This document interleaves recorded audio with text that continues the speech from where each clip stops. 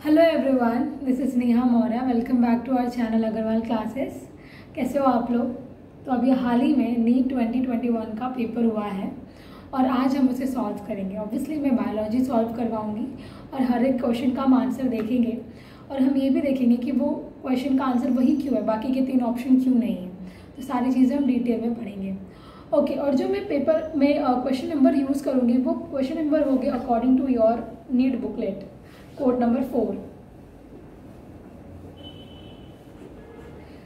जो कोड 4 का नीट का पेपर था उसमें जो नंबर थे क्वेश्चन के, मैं वो नंबर को फॉलो करने वाली हूँ। वैसे तो सारे क्वेश्चन आपके बुकलेट में भी होंगे, जस्ट फॉर सेक मैंने बता दिया कि मैं कौन से बुकलेट का नंबर फॉलो करने वाली हूँ। ठीक है, तो चलो शुरुआत करते हैं।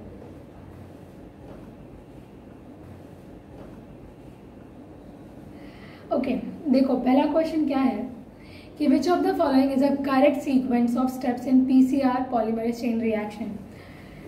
ये इस बार के पेपर बहुत इजी आए थे, सारे क्वेश्चन बहुत इजी थे। तो पहला क्वेश्चन तो बहुत ज़्यादा इजी है, हमें पता है पीसीआर के 3 स्टेप होते हैं। इनमें से 3 स्टेप हमारा कौन सा हमारा होता है? Denaturation, annealing and extension. Answer is 3। पहले हम क्या करते हैं, पीसीआर में जो डीएनए का स्ट्रैंड रहता है, ये डीएनए का स्ट्रैंड है, राइट। इस डीएनए के स्ट्रैंड को हम क्या करेंगे, एक हाई टेम्परेचर में दोनों को डीनेचर करके दोनों को अलग से करेंगे, सेपरेट करेंगे। पहला होगा हमारा डीनेचुरेशन। फिर अनीलिंग में हम क्या करते हैं, प्राइमर ऐड करते हैं, तो हम प्राइमर ऐड कर देंगे। और एक्सटेंशन में टैग पॉलीमरेज आता है और पूरे डीएनए को रेप्लिकेट कर देता है। So this is PCR, right. तो आंसर इज 3। क्वेश्चन नंबर 1 और 2 जो होगा उसमें क्या लिखा है, complete the flow chart on central dogma. Central dogma भी बहुत ईजी हमें पता है। अगर डीएनए से डीएनए बनेगा तो ए क्या हो जाएगा आपका, रेप्लिकेशन। देन अगर डीएनए टू एमआरएनए बनता है तो उसे हम कहते हैं ट्रांसक्रिप्शन। और अगर mRNA 2 आपका डी क्या होगा, प्रोटीन बनेगा, तो वो हमारा ट्रांसलेशन हो जाता है। एनडी होगा हमारा प्रोटीन। इससे मिलता जुलता आंसर एक ही है, वो है क्वेश्चन नंबर मतलब आपका जो है फर्स्ट ऑप्शन।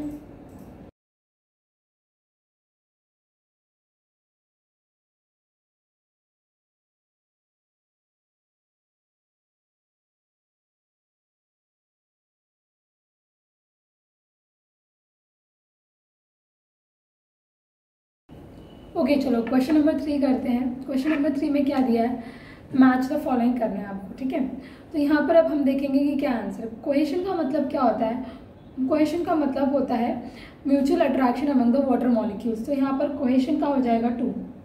देन एडिशन का मतलब क्या होता है, एडिशन का मतलब होता है अट्रैक्शन टुवर्ड्स पोलर सरफेस, तो एडिशन का हो जाएगा 4th। Surface, what is surface tension? Surface tension is more attraction in liquid phase, so surface tension का हो जाएगा 1। And what is guttation? Loss of water in liquid phase, तो आपका ये हो जाएगा 3rd।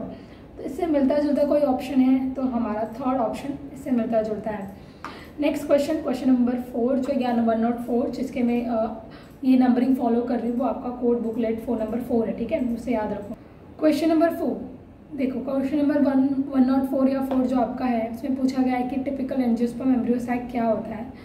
तो जब वो मैच्योर हो जाता है तो हमें पता है कि 2 सिनर्जिड्स होते हैं, बीच में एक एग होता है, नीचे हमारे 3 एंटीपोडल्स होंगे और यहाँ पे 2 पोलर न्यूक्लिया होते हैं। तो मतलब ये कितना हो जाता है, ये इसके पास 8 न्यूक्लियस होते हैं पर 7 सेल स्ट्रक्चर होता है। तो ये 7 सेल 8 न्यूक्लियड स्ट्रक्चर, आंसर इसका होगा 3। Question number 105, the plant hormone use to destroy weeds in field. कौन सा प्लांट हार्मोन यूज़ किया जाता है? 2,4-D। 2,4-D जो है एक सिंथेटिक ऑक्सिन है, जनरली वो यूज़ किया जाता है, लेकिन जो आपका IA है वो नेचुरल है तो वो यूज़ नहीं किया जाता। तो 105 का आंसर होगा first 2,4-D। Question number 106, the amount of nutrients such as carbon, nitrogen, phosphorus and calcium present in the soil at any given time is referred as. ये तो पूरा का पूरा आपको डेफिनेशन दिया है। ये डेफिनेशन स्टैंडर्ड स्टेट का है। स्टैंडिंग स्टेट क्या होता है, जो गिवन टाइम में जो इनऑर्गेनिक चीज़ें होती हैं हम उनको स्टैंडिंग स्टेट कहते हैं, और गिवन टाइम में जो ऑर्गेनिक लिविंग चीज़ें होती हैं उन्हें स्टैंडिंग क्रॉप कहा जाता है। तो उन्होंने क्या पूछा है, किसके बारे में? न्यूट्रिएंट, कार्बन, ये सारी चीज़ें जो है आपकी सॉइल में टाइम पे जो प्रेजेंट है वो आपका स्टैंडिंग स्टेट हो जाता है। क्वेश्चन नंबर 107 क्या है, match list 1 and list 2। Again आपका फिल इन द ब्लैंक्स आ गया। यहाँ पर क्या दिया उन्होंने, आपको यहाँ पर लिस्ट करना है।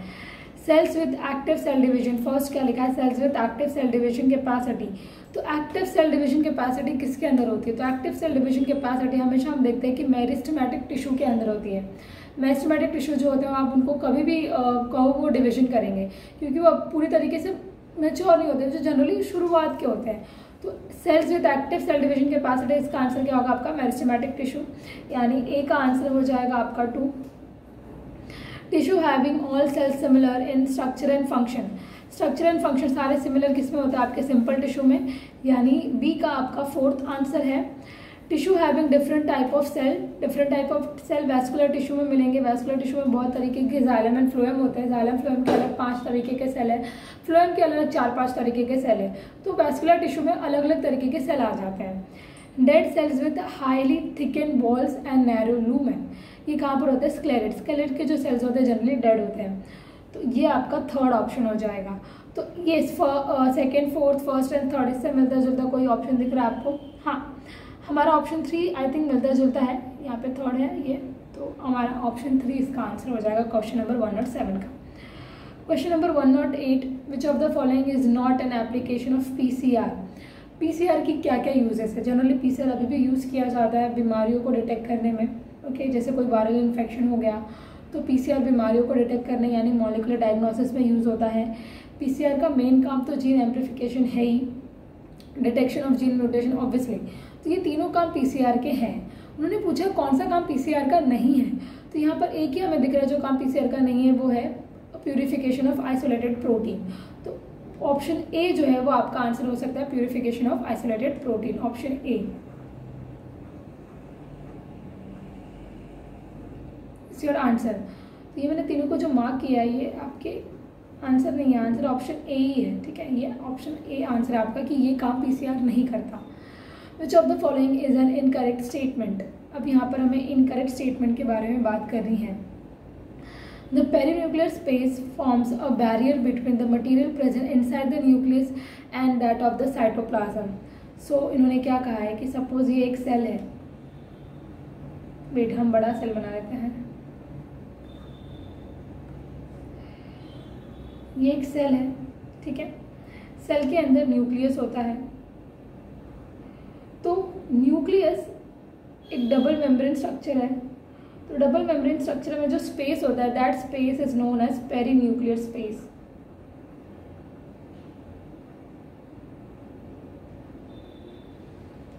राइट, तो ये उन्होंने कहा कि जो पेरीन्यूक्लियर स्पेस है वो अंदर का जो न्यूक्लियस का कंटेंट है और बाहर का जो साइटोप्लाज्म का कंटेंट है उसके बीच में क्या बनता है, बैरियर बनता है। क्या ये बात सही है, ऑब्वियसली, तो ऑप्शन ए हमारा जो है वो सही है। ऑप्शन 2 क्या कहता है, nuclear pore act as a passage for protein and RNA molecule in both directions between nucleus and cytoplasm. तो ऑप्शन 2 भी उनका सही है। उन्होंने क्या कहा है कि जो न्यूक्लियस का मेम्ब्रेन होता है, न्यूक्लियस का मेम्ब्रेन कंटिन्यूस नहीं होता, उस बीच बीच में पोर्स होते हैं, उन्हें न्यूक्लियोपोर कहा जाता है। अब उन न्यूक्लियोपोर से चीज़ें अंदर भी, मतलब न्यूक्लियस से बाहर साइटोप्लाज्म में भी आ सकती है। जैसे कि यहाँ पर तुम देख सकते हो, अगर यहाँ ये एक न्यूक्लियोपोर है, ये दूसरा न्यूक्लियोपोर है, ऐसे न्यूक्लियोपोर है, तो न्यूक्लियोपोर का यूज़ यहाँ से यहाँ पर आने के लिए भी किया जा सकता है और यहाँ से यहाँ पर आने के लिए भी किया जा सकता है। तो अब तक 1st और 2 ये दोनों तो हमारे करेक्ट निकले। 3rd ऑप्शन क्या कहता है, mature sieve tube element possess a conspicuous nucleus and usual cytoplasmic organelles। No, this sentence is incorrect. हमें पता है कि मैच्योर शेप ट्यूब एलिमेंट के अंदर न्यूक्लियस होता ही नहीं है, ओके। सो आपका जो आंसर होगा इनकरेक्ट क्या है आपका 3rd, तो answer will be 3rd। 4th क्या कहता है, micro bodies are present in both plants and animals. Yes, it is true, it is present in both plants and animals. Question number 110, gemmae are present in some liverworts. ये तो हमें पता ही है, लिवरवर्ट्स क्या होते हैं, ब्रायोफाइट्स होते हैं। तो कुछ जो ब्रायोफाइट होते हैं, एग्जाम्पल मार्केंशिया, उनके पास गिम्मे कप प्रेजेंट होते हैं और गिम्मे कप के अंदर एक्चुअली गिम्मे होते हैं, तो जो जनरली वेजिटेटिव रिप्रोडक्शन के लिए मदद करते हैं। तो इसका आंसर सम लिवरवर्ट ही होगा। देखो इस तरीके से है, ये कुछ इस तरीके से हमारे मार्केंशिया होता है। समझो अगर ये फीमेल मार्केंशिया तो ये आर्चिगोनियोफोर होगा, ऊपर आर्चिगोनिया होगा, और यहाँ पर स्पेशली नीचे यहाँ पर कुछ ऐसे कप लाइक स्ट्रक्चर पड़े होते हैं जिन्हें गिम्मे कप कहा जाता है, और इनके अंदर गिम्मे होते हैं जो वेजिटेटिव रिप्रोडक्शन के लिए यूज़ किया जाता है। तो ये हमारा लिवरवर्ट है, राइट। तो gemma cups are present in some liverwort. Question number 111,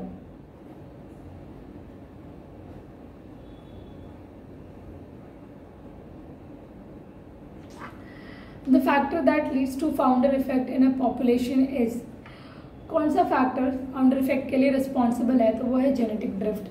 देखो जेनेटिक ड्रिफ्ट का एक एग्जांपल मैंने तुम्हें जो बताया है कि क्या हो सकता है। जनरली फॉर एग्जांपल एक बीटल का पॉपुलेशन है, तो कुछ रेड कलर के बीटल्स है और कुछ ग्रीन कलर के बीटल्स है। अब रेड कलर के बीटल का पॉपुलेशन बहुत ज़्यादा है और ग्रीन कलर के बीटल का पॉपुलेशन बहुत कम है, तो क्या होगा, हाँ समझो एक हाथी आ रहा, हाथी ने गलती से जो पैर है पूरा रेड बीटल के ऊपर रख दिया, तो वहाँ पे रेड बीटल का अमाउंट कम हो जाएगा और ग्रीन बीटल का बढ़ जाएगा। तो यहाँ पे अब यहाँ का कि उस एरिया का जो फाउंडर होगा वो ग्रीन बीटल होंगे, राइट, जिनका पहले पॉपुलेशन कम था। तो ये जेनेटिक ड्रिफ्ट होता है। तो जेनेटिक ड्रिफ्ट और एक बॉटल नेक वाला एक्सपेरिमेंट भी है, उससे भी ये प्रूव होता है। तो जो क्वेश्चन नंबर 111 है उसका आंसर आपका सेकेंड होगा, जेनेटिक ड्रिफ्ट, जिससे फाउंडर इफेक्ट आता है। ओके, क्वेश्चन नंबर 112 क्या कह रहा है कि GPP minus RS equal to NPP. GPP का फुल फॉर्म क्या होता है, ग्रॉस प्राइमरी प्रोडक्टिविटी, और एनपीपी का नेट प्राइमरी प्रोडक्टिविटी। तो आप ग्रॉस प्राइमरी प्रोडक्टिविटी से ऐसा क्या माइनस करोगे कि आपको नेट प्राइमरी प्रोडक्टिविटी मिल जाएगा, तो वो होता है रेस्पिरेशन लॉस। तो रेस्पिरेशन से जो चीज़ें लॉस होती है उसको हम आर से रिप्रेजेंट करते हैं। तो ये माइनस करते ही आपको क्या मिल जाएगा, आपका एनपीपी। तो यहाँ पर हमारा आंसर जो है वो रेस्पिरेशन लॉस है। ठीक है, आगे question number 113 Which of the following stages of meiosis involve division of centromere? NFS2 में सेंट्रोमेयर का डिवीजन होता है, तभी तो जाके हमें मियोसिस में हैप्लॉइड चीज़ें मिलती है। एक सेंट्रोमेयर से जब इस तरीके से हमारे क्रोमोसोम अटैच होते हैं एक ही सेंट्रोमेयर पे, तो अब यहाँ पर 1 से 2 सेंट्रोमेयर हो जाएगा, तभी जाके हमें आगे क्या मिलता है, हैप्लॉइड सेल्स मिलते हैं। तो हमें कुछ इस तरीके से एक ये हो जाएगा और एक ऐसे हो जाएगा, तो ये एक सेल में ये जाएगा और एक सेल में ये, तो ये जाके हमें हैप्लॉइड सेल्स मिलते हैं, राइट। क्वेश्चन नंबर 114 में देखो क्या करना है, मैच द फॉलोइंग है अगेन। तो क्रिस्टे पहला ऑप्शन है उनका, क्रिस्टे। तो क्रिस्टे क्या होता है, माइटोकॉन्ड्रिया की जो इनर फोल्डिंग होती है, वहाँ पे जो स्ट्रक्चर्स होते हैं वो जो इनर फोल्डिंग होती है उसे क्रिस्टे कहा जाता है। तो एक आंसर हो गया आपका थर्ड, क्रिस्टे। थैलाकॉइड्स क्या होते हैं, दीज आर लाइक प्रेजेंट आपके क्लोरोप्लास्ट में मिलते हैं। तो क्रिस्टे का हम मैच करें, क्रिस्टे का आंसर आपका क्या होगा, थर्ड वाला ना, इनफॉर्मिंग वो कर देते हैं। व्हाट इज थैलाकॉइड, वो कहाँ पर मिलेंगे आपको, क्लोरोप्लास्ट में मिलेंगे। तो they are flattened membranous sac in stoma of plastid, तो इसका आंसर हो जाएगा फोर्थ। सेंट्रोमेयर, प्राइमरी कंस्ट्रक्शन को भी सेंट्रोमेयर कहा जाता है, तो इसका आंसर फर्स्ट। और सिस्टर्नी कहाँ पर मिलता है, गोल्गी अपैरेटस में, तो आपका इसका आंसर हो जाएगा 2। तो इससे मिलता जुलता कोई आंसर है, तो इससे मिलता जुलता हमें, yes, first, third, fourth, 1 and second. तो first is your answer. Question number 115, when gene targeting involving gene amplification is attempted in an individual's tissue to treat disease, it is known as gene therapy। जब तुम gene को target करके कोई therapy कर रहे हो तो obviously it is going to be gene therapy. इसका आंसर तो इजी था। चलो आगे, question number 116, the site of perception of light in plants during photoperiodism is leaf. देखो फोटोपीरियोडिज्म के टाइम पे site of light perception leaf होता है। एक्सिलरी बर्ड तो कभी साइट ऑफ लाइट परसेप्शन का साइट होता ही नहीं है। आपके शूट अपेक्स या स्टेम की बात करें तो दोनों लाइट को कब रिसीव करते हैं, या ये साइट ऑफ परसेप्शन कब होता है लाइट का, जब बहुत ज़्यादा टेम्परेचर कम होता है। वर्नलाइजेशन के टाइम पर शूट अपेक्स और स्टेम क्या करेंगे, लाइट का परसेप्शन करते हैं। Question number 117, which of the following statement is not correct. Pyramid of energy is always upright, it is correct. Energy का पिरामिड हमेशा स्ट्रेट होता है, ये करेक्ट है।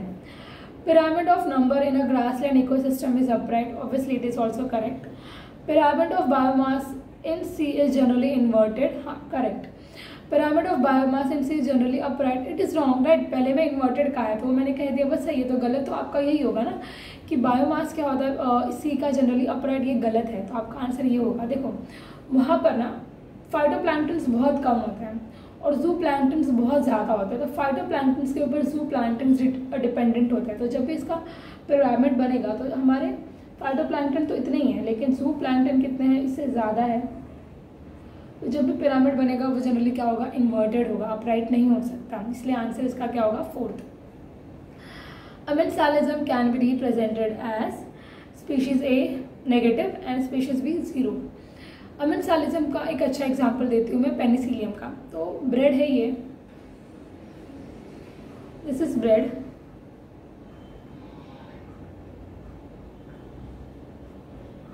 ओके, अब ब्रेड के ऊपर हमारा पेनिसिलियम सपोज ग्रो हो रहा है।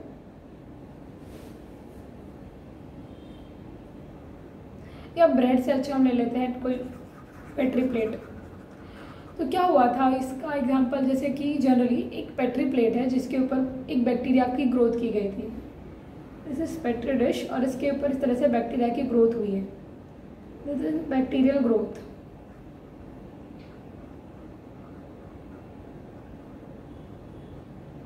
अब क्या किया, इस पेट्री प्लेट को या इस मीडियम को बहुत दिनों तक हमने साफ नहीं किया, इस तरीके से रख दिया, तो ऑब्वियसली इसके ऊपर फंगस ग्रो होने लगेंगे। तो हम फंगस ग्रो करवा देते हैं इसके ऊपर, इस तरीके से कुछ फंगस ग्रो होने लगेंगे।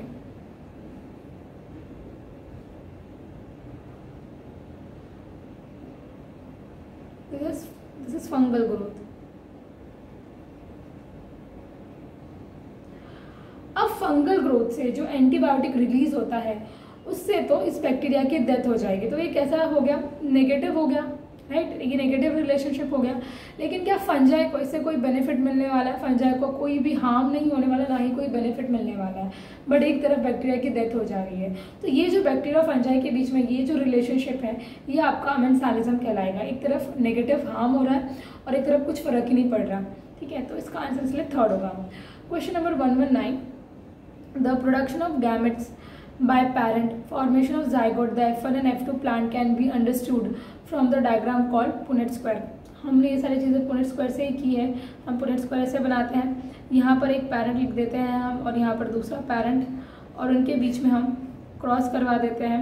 तो ये कुछ इस तरीके से हमने पुनेट स्क्वायर को यूज़ किया है। तो ये हमारा टॉल होगा, homozygous tall, heterozygous tall, and then ये रिसेसिव। तो ये हम पुनेट स्क्वायर ही यूज़ करते हैं, right.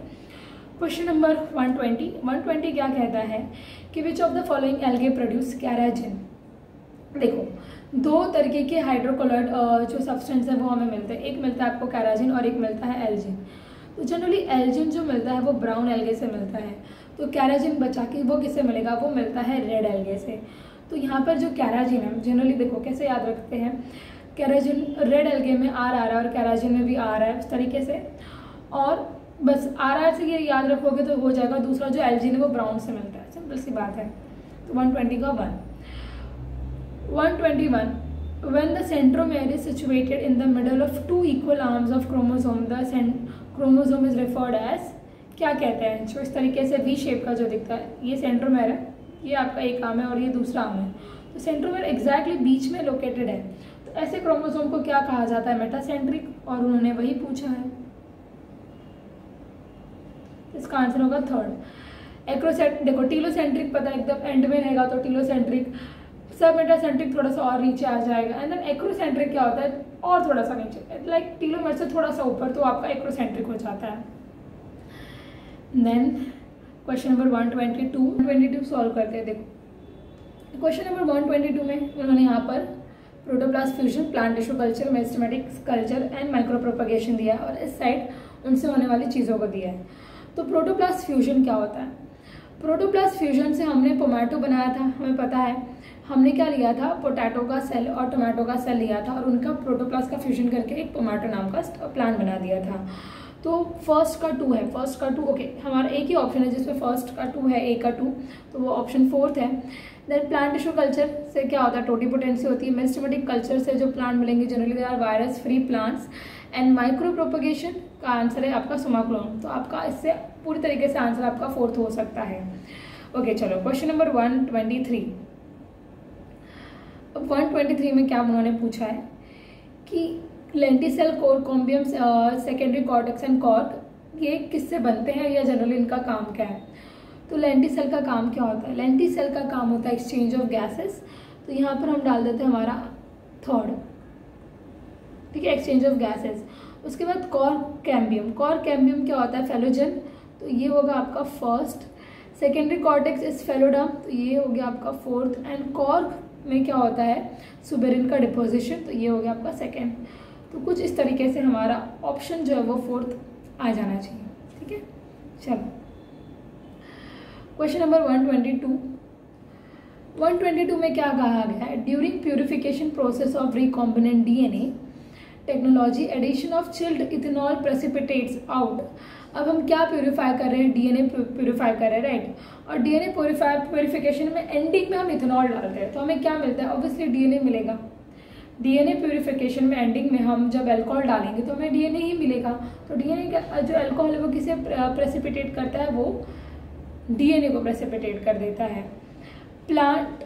Plants follow different pathways in response to environment or phases of life to form different kinds of structure. This ability is called as plasticity. Plasticity वाली ability हमने पढ़ी है, अलग अलग तरीके के लीफ शेप होते हैं, तो वो प्लास्टिसिटी कहलाता है। इसका आंसर 125 होगा। 126 Genera like Selaginella and Salmonella produce 2 kinds of spores. अब यहाँ पर इन्होंने पूछ दिया है कि 2 तरीके के स्पोर बनाते हैं। Such plants are known as. अब 2 तरीके के बनाएंगे तो हेट्रोस्पोरस हो जाएंगे, सिंपल सी बात है। तो क्या ये होमोस्पोरस होंगे? नहीं। Heterosporous yes. यहाँ पे होमोसोरस और हेट्रोसोरस दिया है, तो यहाँ पर स्पेलिंग ध्यान से देखना है। यहाँ पर क्या इसका आंसर क्या होगा? हेट्रोस्पोरस होगा। Which of the following plant is monoecious? Monoecious का मतलब क्या है? A plant having both the sex organ is known as monoecious. और इनमें से मोनोशियस एक ही है और वो ऑब्वियसली है हमारा कारा। कारा के अंदर, कारा एक ग्रीन एल्गे और इसके अंदर ग्लोब्यूल और न्यूक्यूल नाम के 2 सेक्स ऑर्गन होते हैं। एक आपका मेल सेक्स ऑर्गन होता है और एक फीमेल सेक्स ऑर्गन होता है। तो यहाँ पे मोनोशियस क्या है? आपका कारा है। नेक्स्ट है mutation in a plant cell can be induced by. अब म्यूटेशन इंड्यूस करने के लिए कुछ यहाँ पर रेज ऑब्वियसली यूज़ किए जाएंगे और यहाँ उसका आंसर होगा गामा रेस। तो जनरली गामा रे से म्यूटेशन को इंड्यूस किया जाता है। Which of the following are not secondary metabolites in plant? Secondary metabolites वो स्ट्रक्चर फीचर्स होते हैं जो जनरली बाय प्रोडक्ट होते हैं कुछ रिएक्शंस के, ओके, उन्हें सेकेंडरी मेटाबोलाइट्स कहा जाता है। तो विन ब्लास्टिन एंड क्यूरक्यूमिन ये है आपका secondary metabolite. Rubber and gums भी है, मॉर्फिन एंड कोडिन भी है, अल्कोलॉइड्स होते हैं ना, मॉर्फिन एंड कोडिन। तो अमाइनो एसिड एंड ग्लूकोज नहीं, ये आपका सेकेंडरी मेटाबोलाइट नहीं है। तो प्लांट खुद बनाता है एनर्जी के लिए, अमाइनो एसिड से आपका प्रोटीन बनेगा, ग्लूकोज से एनर्जी मिलेगी। सो इसका आंसर होगा 129 का 4th, क्योंकि वो एक भी कोई भी सेकेंडरी मेटाबोलाइट नहीं है। Question number 130 in spite of interspecific competition in nature which mechanism the competing species might have evolve for their survival. अब इंटरस्पेसिफिक स्पीशीज़ के बीच में कॉम्पिटिशन है। अब जनरली ऐसे कंपटीशन में उनके फूड रिसोर्स कॉमन होते हैं, तो फूड है ना, ये सारी चीज़ें कॉमन है। तो इसके लिए हम क्या कर लेते हैं? पार्टीशन कर लेते हैं, क्योंकि इतना एरिया तुम्हारा, इतना एरिया मेरा, ये फूड मेरा है, ये फूड मेरा है, जिसकी वजह से वो को एग्जिस्ट कर पाते हैं। तो इसका आंसर होगा सर्वाइवल या रिसोर्स पार्टीशनिंग। रिसोर्स को क्या कर लेते हैं? अलग अलग कर लेते हैं, तो अब उनको कोई दिक्कत नहीं आती उनको, ओके, ये आंसर हो जाएगा। Question number 131 Which of the following algae contains mannitol as reserve food material? देखो mannitol reserve food material brown algae का है।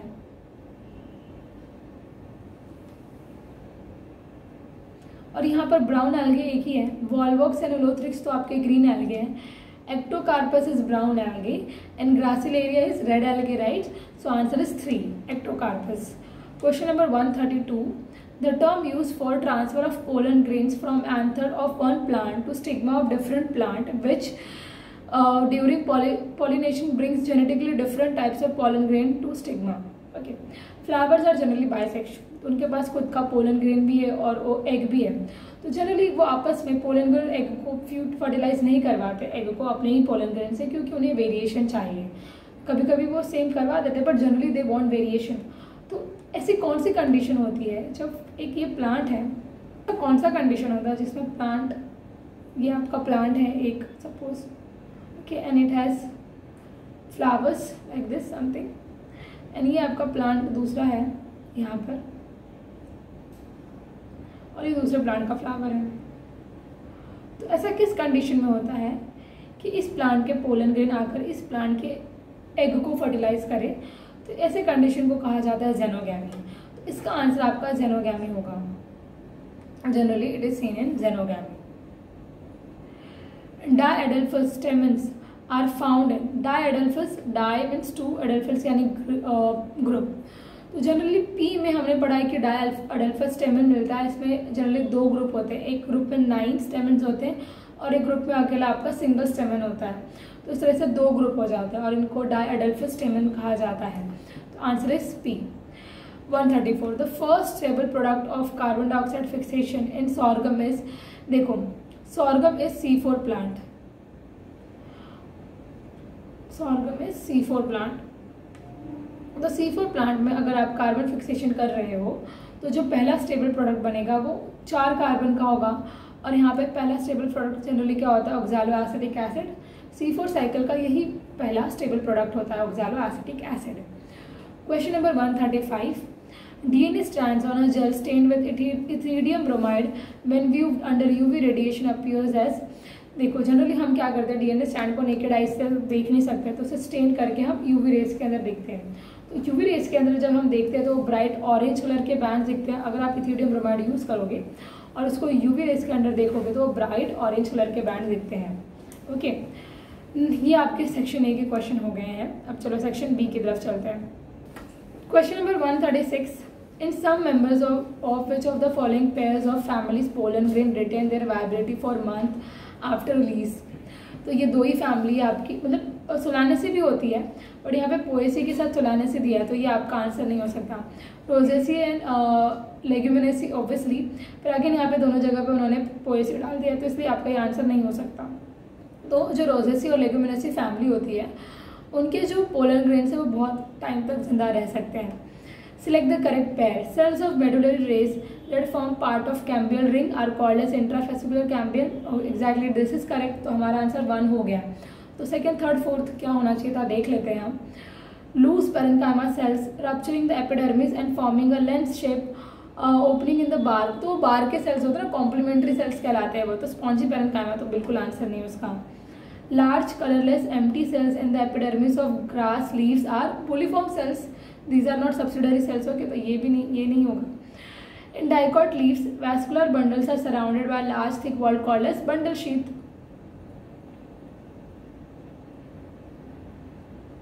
इसमें से सिर्फ फर्स्ट वाला ही करेक्ट है और वही आपका आंसर है। Question number 138 identify the correct statement. The coding strand in a transcription unit is copied to an mRNA. No, this is incorrect, right? Coding stand नहीं होता, वो नॉन कोडिंग स्टैंड होता है, या जिसे हम टेम्पलेट स्टैंड कहते हैं। तो ये होना चाहिए था non coding. Split gene arrangement is a characteristic of prokaryote. No, it is characteristics of eukaryote.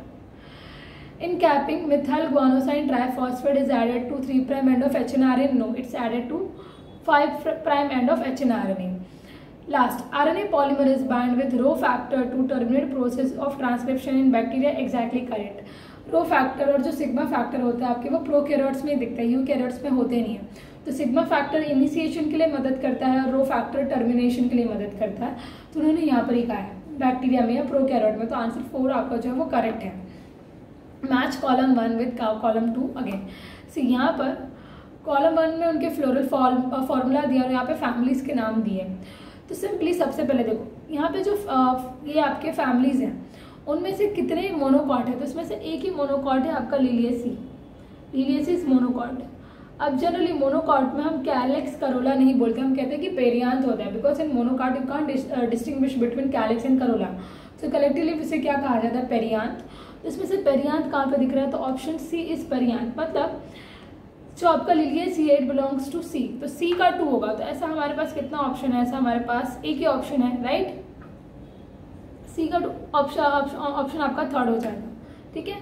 तो इस इजीली तो वैसे निकाल सकते हो, वैसे आप इसे कर भी सकते हो तुम लोग कि ब्रासिकेसी का क्या है, फैबेसी का क्या है, सोलानेसी क्या है, but this is the easiest way. आपको पता होना चाहिए कि मोनोकॉट क्या है, डाइकॉट क्या है। जनरली मोनोकॉट में क्या होता है, पेरियांथ है, और तुम्हें शायद एक ही मोनोकॉट की फैमिली है, तो ये ईजी है। Which of the following statement is incorrect? Granulamella have both PS1 and PS2. Yes, it is correct. Cyclic photophosphorylation involves both PS1 and PS2. नहीं, साइक्लिक में सिर्फ और सिर्फ क्या होता है, PS1 होता है। तो यही इनकरेक्ट है, यही आपका आंसर है। Both ATP and NADPH plus H are synthesized during non-cyclic photophosphorylation. Yes, correct. And stroma lamellae have PS1 only and lack NADP reductase, yes it is correct. तो आपका इनकरेक्ट स्टेटमेंट सिर्फ second वाला था। Question number 144, प्लाज्मिड PBr322 has PST1 restrictions enzyme site within gene ampicillin resistance that confers ampicillin resistance.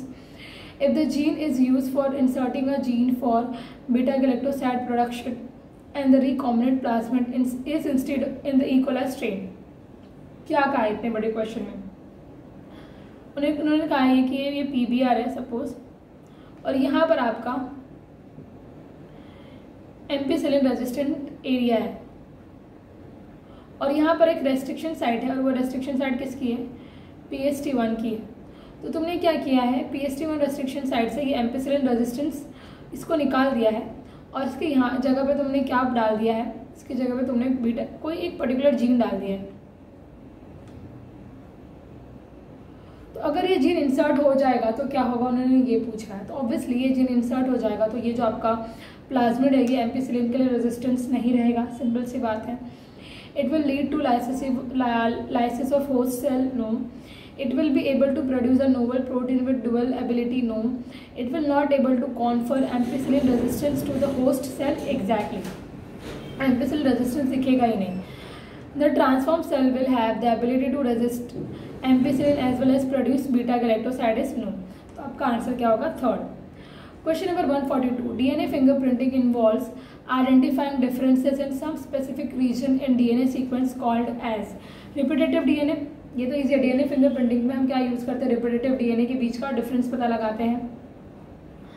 Question number 143, again match the column, protein के बीच में यहाँ पे बॉन्ड्स के नाम दिए और यहाँ पर नॉर्मल उनके बारे में दिया गया कि किनके बीच में क्या बॉन्ड होता है। तो प्रोटीन के बीच में पेप्टाइड बॉन्ड होता है, तो प्रोटीन के बीच में पेप्टाइड बॉन्ड होगा।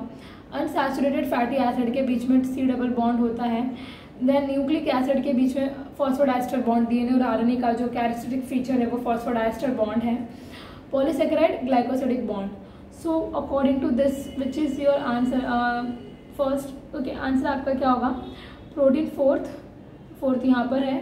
देन हाँ, तो आंसर आपका थर्ड होगा, fourth, first, second and third, right? तो answer is your third. Nowadays it is possible, question number 144, nowadays it is possible to detect the mutated gene causing cancer by allowing radioactive probe to hybridize its complementary DNA in a clone of cells, followed by detecting using autoradiography because अब इन्होंने क्या कहा है कि generally कुछ mutation हो जाता है तो उस म्यूटेशन को हम प्रोब से पता लगा सकते हैं। तो प्रोब से हम कैसे पता लगाते हैं? जनरली देखो, सपोज ये आपका नॉर्मल DNA है, इस तरीके से कुछ नॉर्मल DNA है,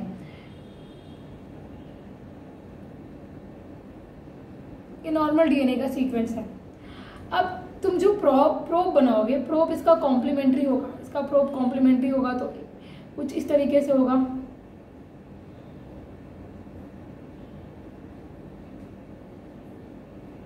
तो this is probe which is complementary.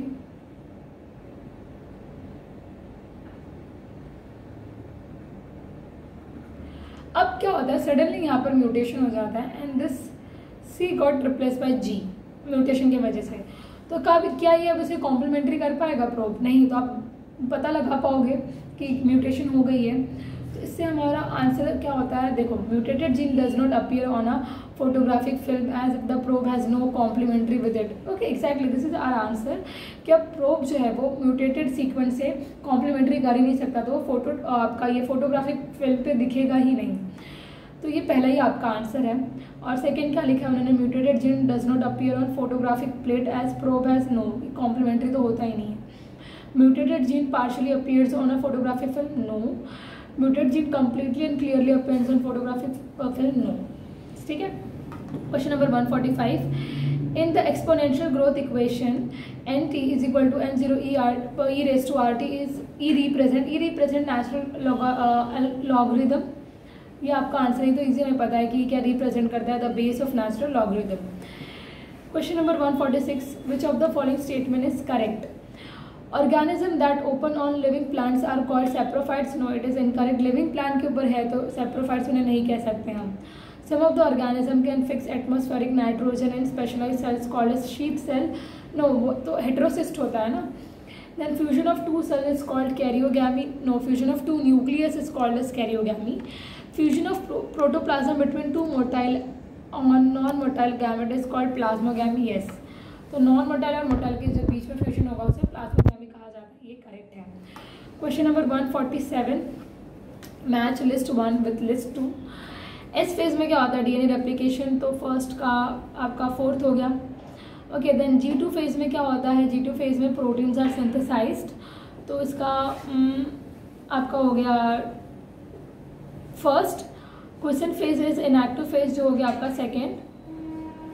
Then G1 phase में क्या होता है, interval between mitosis and initiation of DNA replication, तो आपका ऑप्शन ए इसका आंसर है। 148, विच of the following statement is incorrect? ATP synthesized through complex 5th, yeah, it is correct. Oxidation reduction reaction produce proton gradient in respiration, it is also correct. During aerobic respiration, role of oxygen is limited to the terminal stage, yes, it is correct. तो ये तीनों हमारे correct है, तो incorrect obviously last वाला होगा। तो इसमें क्या इनकरेक्ट है, देखो, NADC, 1 molecule of NADH plus H plus give rise to 2 ATP molecule, no, it give rise to 3 ATP molecule, ये गलत हो गया यहाँ पर। और and 1 FADH2 give rise to 3 ATP molecule, no, it give rise to 2 ATP molecule, तो ये गलती है, बाकी सारी चीज़ें करेक्ट है। Question number 149, match column 1 with column 2। तो क्या हो रहा है यहाँ पर, देखो, नाइट्रोकोकस क्या करता है, conversion of ammonia to nitrate. Then rhizobium क्या करेगा आपका, राइजोबियम करता है conversion of atmospheric nitrogen to ammonia. Thiobacillus क्या करेगा, डीनाइट्रिफिकेशन। एंड नाइट्रोबैक्टर क्या करेगा आपका, conversion of nitrate to nitrite. तो आपका हमारा आंसर 3rd है, answer is 3rd। Okay, simply. Last 150 question देखो, which of the role of RNA polymerase 3 in the process of transcription in eukaryote. तो 3 तरीके के RNA पॉलीमरेज होते हैं, 1, 2 और 3। तो जनरली 1 किसको करता है, rRNA को। तो 3 तरीके के जो हमारे rRNA होते हैं उनको ये ट्रांसक्रिप्ट करेगा, जो यहाँ पर दिए, देखो ये 3 तरीके के RNA। 2 क्या करता है, mRNA को और hnRNA को। और 3 क्या करता है, tRNA। ये जो आपके tRNA 5s rRNA और snRNA को कौन करता है, tRNA। तो ये आपका आंसर होगा 150 का। तो हमने बॉटनी के सारे क्वेश्चन सॉल्व कर लिए हैं, जूलॉजी के क्वेश्चन सॉल्व करेंगे हम नेक्स्ट वीडियो में, नेक्स्ट लेक्चर में। तो चलो, तब तक के लिए स्टे ट्यून, और ये वीडियो देखो, लाइक करो, शेयर करो, सब्सक्राइब करो। Thank you.